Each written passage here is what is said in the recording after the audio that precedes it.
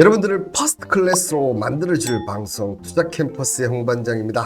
자, 오늘의 내용은 이제 전세제도 없어질까? 자, 최근 이 전세 관련해서 정말 많은 말들이 있었고 정말 극적으로 이제 전세 관련 특별법이 제정이 됐습니다. 그죠? 이 통과된 전세 사기 특별법. 그러면 이 전세제도 관련해서 어떻게 우리나라에 이렇게 독특한 문화가 있었는지 오늘 이런 부분들 전체적으로 한번 얘기를 드릴 테니까 편안하게 한번 들어보시길 바라겠습니다.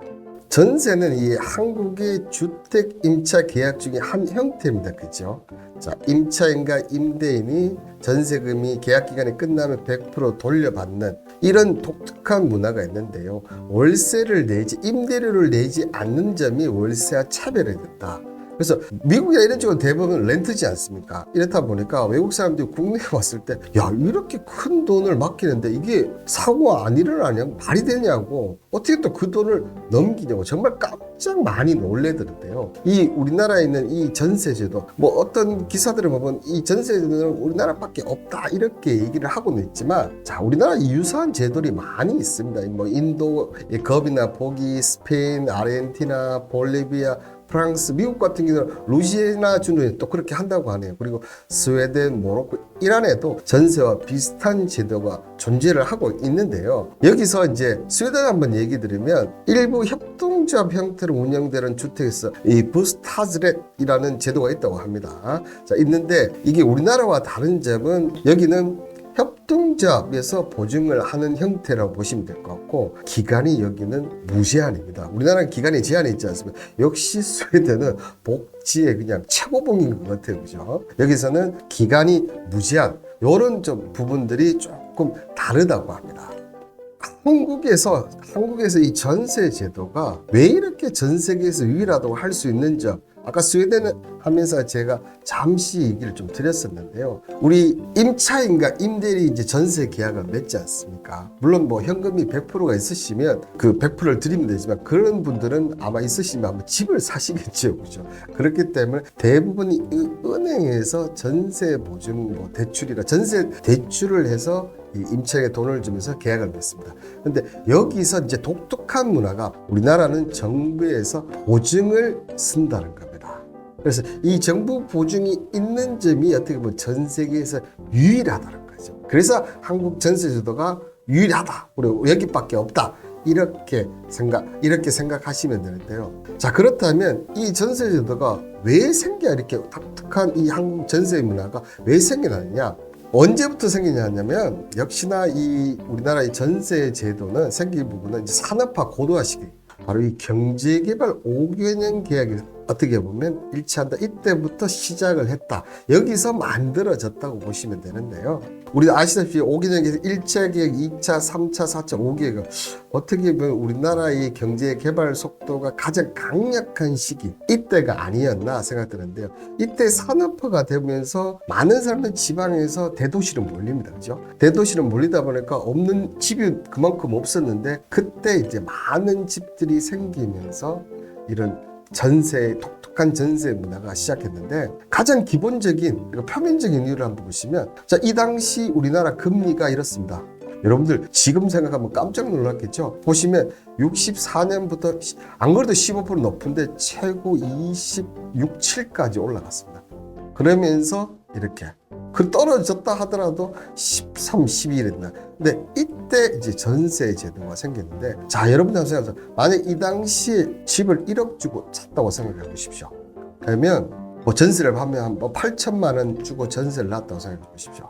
여러분들 뭐 15에서 20, 이 금리가 만약에 20%였다 그러면 여러분들 전세에서 5년만 지나면 이 돈이 생기는 거예요. 집주인들 입장에서는 돈을 벌기 위해서 이 전세라는 것을 접근하려고 할 수밖에 없는 시기다.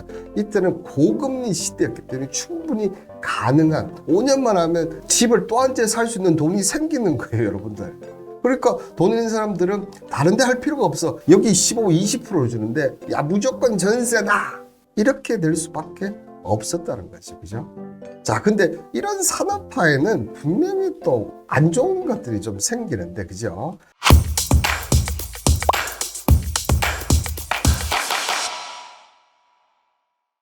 제가 한번 STO 관련하면서 얘기를 드렸는데 이 젠트리피케이션, 그죠? 젠트리피케이션, 도시의 빛과 그림자인데, 자, 도시 개발을 하다 보니까 도시 개발하면 어쨌든 있는 사람들은 도시에 살고 있지만 거기 있는 원주민들, 특히 돈이 없는 원주민들을 내몰림 현상이 나타나는 이런 현상을 젠트리피케이션인데, 이 당시 가장 대표적인 게 어떻게 보면 이제 강주 대단지 민권운동 이런 사태가 생겼죠. 1960년대 후반 70년 초반에 박정희 정부가 이 서울의 무허가 판자촌, 여러분들 이때 생각해 보시면 한번 잘 생각해 보세요. 산업화 고도화 시기도 하고 있지만 이 북한하고 경쟁하는, 그때는 북한과 우리나라가 크게 차이가 없었어요. 경제 성장률이나 이런 국가 이 순위가 크게 차이. 근데 여러분들 아시다시피 북한은 공산주의입니다. 무조건 1가구 1주택을 나라에서 지원해줘. 이제 그런 부분들이 이제 비교가 돼 북한에서 공격이 많이 나오다 보니까 박정희 정부는 어떻게 보면 판자촌을 정해서 여기 대규모 아파트 주택을 해서 양성화 시켜야겠다. 이렇게 했던 거죠. 그래서 이때 이제 판자촌 중에 이 관련해서 이 주민들에게 내걸었던 조건이 그렇다고 하네요. 한 가구당 20평씩 평당 2,000원에 지금 보면 기가 막히죠, 그죠? 2,000원에 분양을 한다. 그다음에 입주하고 3년 뒤에 분할 상환하겠다. 그리고 공장을 세워서 일자리를 창출하겠다. 이렇게 달콤한 조건을 하다 보니까 와, 이거 너도 나도 이제 신청을 하면서 옮기기 시작했는데, 어쨌든 거기 지어야 되니까, 거기 건물을 아파트나 이런 걸 지어야 되니까 옮겨야 되지 않겠습니까? 근데 이때 간 곳이 이제 지금의 성남, 경기도 강주 쪽이죠. 그죠? 경기도 강주 쪽에 남한상선 언제를 갔는데, 이게 토지를 닦아 놓은 것도 아니고 가파른 경사지. 그래도 어쨌든 서울에 있었으니까 뭔가 인프라가 있었는데, 여러분들 지금 또 남한선에서 그렇게 인프라가 많지는 않지만 그래도 지금은 살만을 하지 않습니까? 그 당시에는 땅이랑 경사지인데 그냥 구획만 알아서 지어서 살아라. 이렇게 되면서 이제 쏘갔다. 이런 것이 되면서 이제 가감한 이 민권운동 이런 게 나타난 거죠. 이 봉기는 어떻게 보면 대한민국 정부 수립에 이 공권력에 저항한 사례가 충분히 많았지만 생존권, 경제적 이유로 한 것은 첫 번째다. 이렇게 생각하시면 될 것 같아요. 어쨌든 이런 부분들이 이제 발생하면서 이 산업 고도화 시기면서 여기는 또 이렇게 건설, 우리가 얘기하는 건설 자본, 이 건설 자본과 국가가 결탁을 하는 그런 부분들도 발생을 합니다. 그리고 박정희 정권은 그래서 이제 대단지를 세우겠다고 마음은 먹었는데 돈이 없지 않습니까? 이 당시에 일본의 돈을 모아서 경제 발전을 한다고 할 정도로 돈이 없었었는데, 그러다 보니까 박정희 정권이 건설 자본과 결탁을 합니다.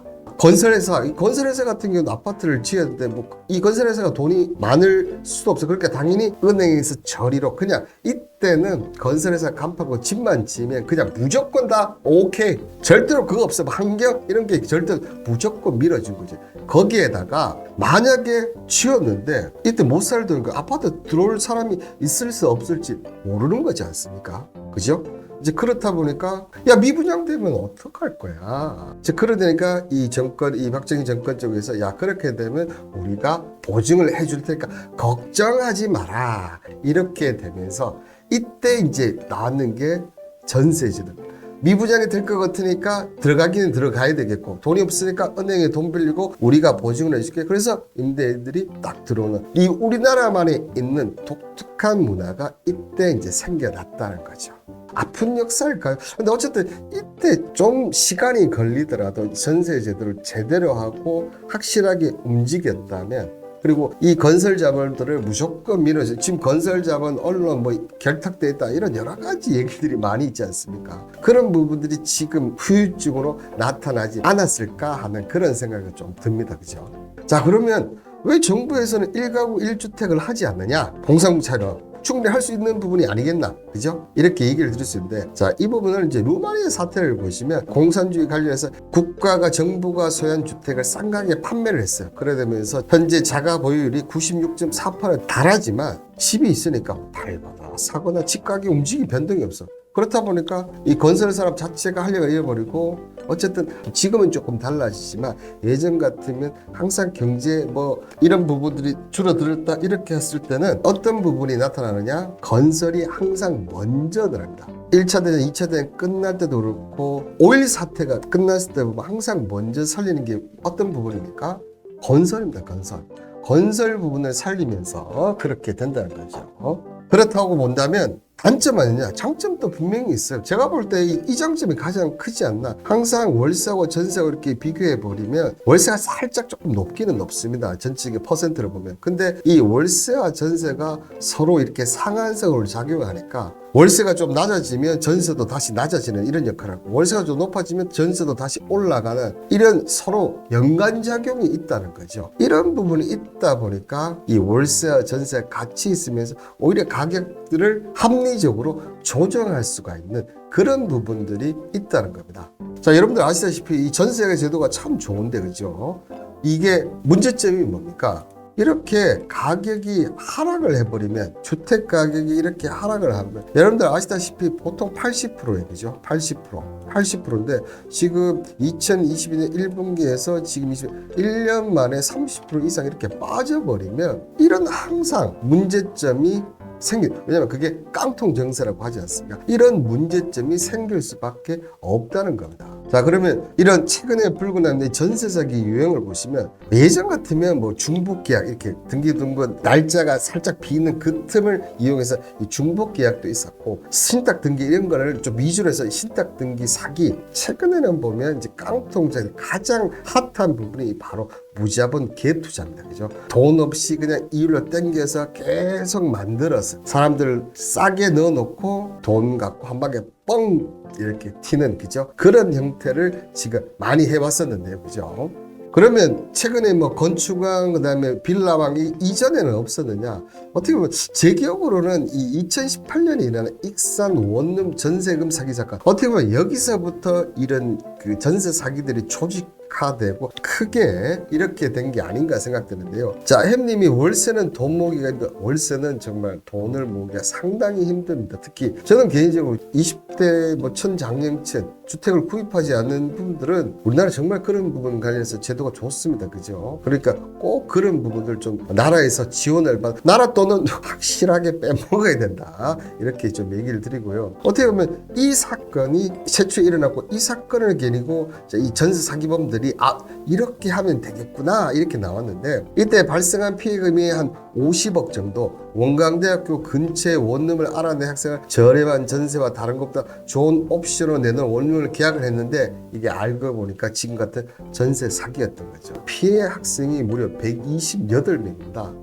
저 정말 보통 학교 부모니까 부모님이 피땀을 내서 어떻게 월세 조금 더 부담 적게 하려고 한 것이 오히려 좀 더 큰 화를 불러일으킨 거죠. 저는 개인적으로 가장 안타까운 부분이, 이때 만약 확실한 이런 사기범을 잡는 이런 정책적인 부분들을 그리고 검찰에서 확실하게 만들었다, 이 형질의 이 사람이 13년 받은가 그런 거 알고 있거든요. 그게 아니고 무기징역 그냥 사형을 시켰다면 전세 사기보다 무서워서 아마 못했을 거예요. 그죠? 이제 그런 부분이 있었는데, 그래서 제가 한번 쭉 이렇게, 그러면 이후에 전세 사기범들이 어떻게 있었나 한번 찾아를 봤는데, 여러분들 놀라지 마십시오.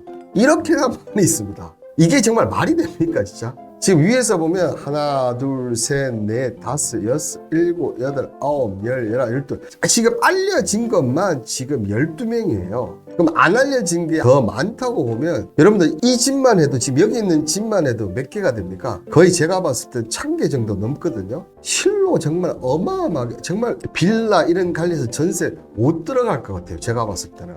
특히 이 빌라왕 제일 처음에 보시면 1대 빌라왕, 2대 빌라왕, 3대 빌라왕이 빌라왕 김대성, 강세 빌라왕이 이제 2대 빌라왕, 청년 빌라왕이 3대 빌라왕. 여기서 제 의문들, 이 사람들 다 사망을 했어요. 특히나 제가 볼 때 저 청년 빌라왕 있지 않습니까?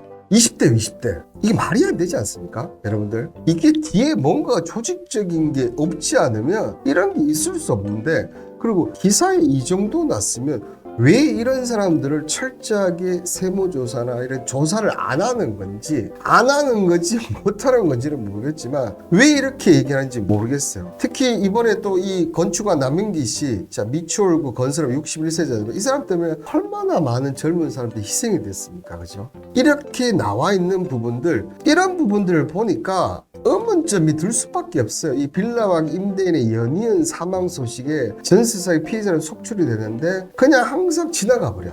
저는 충분히 대한민국 검찰이 파고든 다음에 충분히 이 사람들 잡아놓고 정말 더 강력하고 이런 더 피해가 안 나는 부분들을 할 수가 있을 것 같은데, 이런 의혹들이 뭐 그것이 알고 싶다부터 해서 방송들 뭐 볼 때마다 저도 신기했거든요. 과연 빌라 왕이라는 사람이 정말 사장일까 바지 사장일까? 거의 지금 봐서는 바지 사장 가능성이 높아 보이는데, 자, 이런 조직적인 이런 전세 사기범들이 이렇게 나누어진다고 합니다. 먼저 첫 번째는 총책. 자, 이렇게 총책이 하고, 영업책 같은 경우는 이제 이 물건 구하는 사람, 건물 구하는 사람, 대리인은 임차인과 임대를 연계해 주는 사람, 그 다음에 이제 빌라 왕이죠. 어떻게 보면 이 사람이 왕이니까 1등을 해야 되는데 총책이 여기서 책임자 같고, 이 사람은 이제 바지 사장이라고 하는데, 이 빌라 왕을 또 이쪽 세계 언어로는 블랙이라고 하더라고요. 블랙은 상처가 많은 사람. 저는 개인적으로 이 사람들이 실제가 있는지 없는지도 잘 모르겠어요.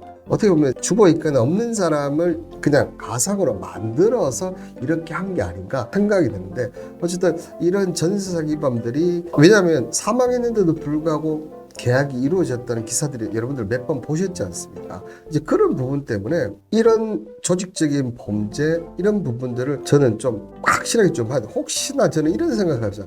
초기에는 건설 자본과 연결이 되어 있지 않나, 이런 생각도 좀 들어서 이번 통과된 전세사기 특별법이 적용되면서 확실한 좀 대책을 보완하고 또 검찰의 조사가 있었으면 한다, 이런 생각이 좀 들고요. 그렇다면 이런 전세 사기 관련해서 왜 일어나느냐, 전세가 가능했던 원인이 뭔가, 이걸 한번 보면, 자, 첫 번째가 바로 신축 빌라 분양 및 임대차 시장의 문제입니다. 여러분들 아파트 같은 경우는 시세가 금방 나오고, 그리고 차이가 많이 나면 이상하다 생각할 수밖에 없을 정도로 다 나와 있어요. 하지만 신축 빌라 같은 경우는, 이 빌라는 정보가 잘 없어요. 있긴 있는데 정확한 정보라기보다는 그냥 암암리에 이런 부분이 된다 보니까 정보의 바다 시대에서 신축 빌라나 기존의 빌라의 이런 분양이라든지 가격들을 알 수가 없다. 그렇게 이게 싼지 사기인지 알기가 좀 힘들다, 이렇게 좀 보시면 되겠고, 자, 그리고 이 두 번째가 공인중개사들의 도덕적 파탄입니다.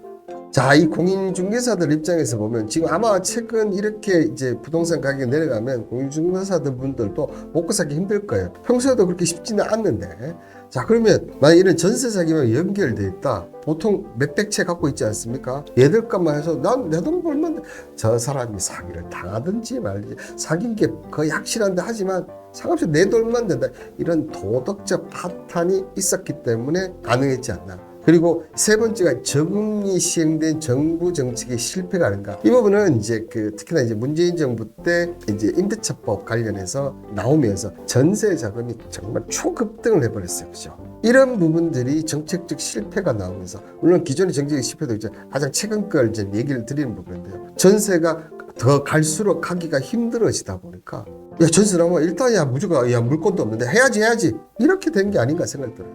그래, 네 번째가 이 전세라는 사금융 제도가 내포하고 있는 근본적인 문제. 제가 앞서 얘기드렸죠. 민간 자본, 건설 자본하고 민간 금융이 합쳐된 이 부분이 그때 잘 잡았으면 한다. 뭐 여러분들 아시다시피 전세 자금 대출, 뭐 전세 보증금 반환 보증을 통해서 이런 보증이 있지 않습니까?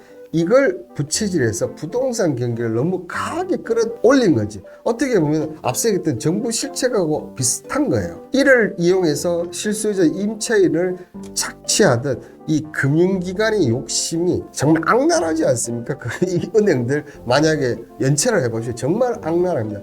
이런 사금융 제도의 문제죠. 그러니까 아파트 분양가도 계속 올라가는 게, 지금 마지막으로 얘기하는 건설 자본 높은 거, 아파트 분양 가격 계속 올라가, 금융기관 계속 높은 전세자금 금액이 계속 올라가, 적정선에서 맞추면 되는데 이런 모든 것을 건설자본과 사금융들이 맞춘다는 거죠. 이런 분들이 하다 보니까 전세 물건이 너무 힘들다, 이렇게 되니까 전세 사기가 가능한 게 아닌가, 그렇게 생각이 드는데요. 자, 그렇다면 벌써 5번째 전세 사기 대책이 나왔습니다. 그죠? 이제 이렇게 되니까 드디어 이제 전세 사기 대책위가 하면서 뭔가를 보여준다. 근데 이것도 자꾸 늘러지니까, 이 안 되면 우리 필러 버스트를 해서 진행을 하겠다, 이렇게 하니까 결국은 이제 극적으로 이틀 전인가 통과가 됐습니다. 그죠? 이 전세계 특별법 여합의안 보시면 가장 작은 평수만 해주겠다는 거죠. 이 부분 삭제하고 피해 규모도 삭제하고 대신 보증금을 3억을 해서 5억으로 늘렸습니다. 그죠? 그리고 피의자 요건이 경공매 게시일에 쭉 한번 내용을 보시면 되는데 어쨌든 다 만족은 할 수는 없지만 그 만족 부분들을 좀 보충을 좀 시켰다 이렇게 보시면 될 것 같고요. 여러분들 요 관련해서 그죠? 요 관련해서 요번에 통과되고 바로 요런 법안도 통과됐다는 거 이런 부분도 잘 아셔야 되는데 주택도시보증공사죠. 이 총액 한도를 자기 자본의 60에서 70배 어차피 돈 나가니까 이때 보증공사 주택보증공사의 총액 한도를 늘렸다. 그리고 자 민간의 임대보증금 그러니까 임대보증금 포입을 거의 이제 의무화 시켰다 이렇게 보시면 되겠고 자 그리고 세 번째는 공인중개사법 개정해서 이 도덕적 해이 파탄을 막겠다 이런 것까지 나왔다. 그래서 법적으로는 전세사기가 조금 이렇게 덜 나올 수 있도록 그리고 이런 해서 또 역시나 건설 자본이라든지 민간 이런 사금융 이런 쪽은 또 역시나 좋은 쪽으로 흘러간다는 부분입니다. 그죠? 이렇게 되면서 전세 시장이 위축이 되다 보니까 지금 역전세가 나타나고 있습니다. 강남구도 그렇고 전국에 역전세 심하지만 가격폭 하락폭은 크지 않다고 하지만 전세하는 입장에서는 보면 임차인 입장에서는 보면 기가 막히지. 내가 돈을 돌려주고 가전까지 사준데도 아유 제가 고민 좀 해볼게요 이렇게 되는 거죠. 이렇게 되면 어떻게 되겠습니까? 전세 시장이 점점점 위축될 수밖에 없고 이러다가 야 전세 제도가 없어지는 게 아닐까? 이렇게 생각이 들 수밖에 없습니다. 그죠? 전세 시장 없어질 수도 있겠다 생각이 드는데 그러면 요 전세 있다 없다 제가 얘기 드리기 전에 현재 부동산 시장의 걸림돌 이 부분 때문에 가격이 더 떨어질 수 있다. 그러면 전세가 또 나올 수 있다는 부분이니까요. 그죠? 첫 번째가 불안 심리를 자극하는 전세 시장 이런 역전세다 그다음 전세 관련해서 뭐 시장이 없어진다 이런 기사들이 나오니까 불안 심리를 자극을 하는 거예요. 그러니까 더 심화될 수밖에 없다는 거예요. 부동산 시장이. 여기에 줄어들지 않는 이 분야 특히 지방 지금 대구 부분 항상 미분양되면 대구가 항상 먼저 선두권인데 지금 최근에 뭐 시흥 쪽 이런 쪽도 지금 분양이 안 돼서 난리다. 분양이 되는데 보면 지금 인근 시세보다 확실하게 낮은 데만 분양이 되고 있습니다. 이거 생각보다 심각하고 지금 이 분양이 안 되는 부분들 분명히 하반기 되면 이 부분에 문제점이 나타날 가능성이 높다. 자 그리고 마지막으로 이 살아있는 시장보다 부동산 PF 부동산 PF가 증권사가 지금 뭐 13%까지 올라갔다는 이런 얘기가 나오고 있습니다. 그죠? 이런 얘기가 나오고 있기 때문에 이런 부분들 한번 터진다면 부동산 시세 더 엄청나게 또 한번 밑으로 내려갈 수 있고 지금 또 미국 뉴욕 부동산 시세가 떨어지고 있다. 제2의 시한폭탄 이 리파이낸싱 부분들 상당히 문제가 되거든요. 부동산 PF도 똑같습니다. 리파이낸싱 문제입니다. 그죠? 이런 부분이 안 됐을 때 문제점이 또 있다. 자, 그냥 여러분들 단순하게 한번 생각을 해보십시오. 전세 제도가 없어진다. 지금 뭐 전세 자금 대출이 이게 막 표로 정한 지표가 없답니다. 근데 지금까지 나온 대출 규모를 봤을 때 최소 600조 원 이상이 전세 자금 대출로 나갔다고 생각하시면 돼요. 그러면 반대로 임차인 입장에서 이 전세도 없어지려면 최소한 이 600조 자금들을 임대료한테 다 줘야지 전세에서도 끝 이렇게 되지 않습니까? 근데 말이 뭐 1조 2조도 아니고 600조 원이라는 돈이 이 돈이 다 줄 수 있냐? 없어요. 그렇다니까 지금 현재 상태에서는 절대로 전세 제도가 없어질 수가 없습니다. 오히려 더 법적으로 강화가 되면서 더 좋아지면 좋아지지. 지금 현재 상태 600조 원 이상이 되는데 절대로 전세 제도가 지금 현재 상태 가능성은 없다. 하지만 여러분들 지금 보시면 이 핵심 근로인구는 2005년을 기점으로 해서 지금 상당히 많이 빠지고 있어요. 지금 보시면 이제 2030년에는 지금 한 20에서 30% 없어진다고 합니다. 그럼 지금 최소한 10에서 15% 정도 없어진 거고 그리고 생산 가능 인구는 지금 2015년부터 급격하게 꺾이는데 지금 중요한 것은 이 꺾이는 속도를 한번 보십시오. 정말 엄청나게 꺾이고 있어요. 근데 이 부분이 늘어날 조짐이 있느냐? 여러분들 보시면 자 합계 출산율 전망이 보면 2024년에 1.21에서 야 1.21이면 좋은 거 아니야? 이렇게 생각하실 수 있죠. 자 여러분들 두 명이 한 명으로 결혼하는 사람 봤습니까? 두 명이지 않습니까? 두 명이 결혼하다 보니까 두 명이 한 200이 돼야 되는데 1.2, 0.8명씩 주는 거예요. 계속. 지금 소폭 올라가고는 있지만 이 올라가는 속도가 미미하고 오히려 지금 다시 꺾일 가능성이 저는 높다고 해요. 이렇게 전세 부분 문제가 계속 생기고 이렇게 된다면 가격이 높으면 떨어질 수밖에 없다는 거예요. 그러면 어떻게 보면 지금 인구가 6천만 명, 7천만 명 이래 되지 않습니까? 지금 쭉쭉 떨어지는 속도를 보면 이게 4천만 명에서 3천만 명 줄어들 수가 있어요. 그러면 지금 집을 많이 만들어 놨죠. 구조적으로 전세 제도가 없어. 야, 그냥 집에 살기만 살아주세요. 이런 시대가 올 수가 있다는 겁니다. 지금 대학교도 지금 지방부터 이렇게 서서히 슬럼화되고 있거든요. 학생이 없어서. 주택도 그렇게 될 가능성이 확률이 높다는 겁니다. 그런 관점에서 본다면 아직까지는 시장에서 전세 제도가 없어질 확률은 600조 원 돈 절대로 못 주니까 또 그런 부분들고 전세 제도가 분명히 필요합니다. 그죠? 근데 지금 핵분화되고 1인 가구 늘어나면서 자금들 그리고 전세 이런 게 필요하지만 이 전세 제도의 효율성 앞서 얘기했던 생산 인구나 그다음에 지금 출산율을 봤을 때 점점 인구가 줄고 있다. 기존의 주택들이 필요가 없어지는 이 전세 제도의 효용성이 떨어질 가능성이 분명히 높다. 이렇게 된다면 전세도가 있고 없어지냐 아니고 자연스럽게 도태되지 않을까 하는 게 저의 생각인데 여러분들은 어떠신가요?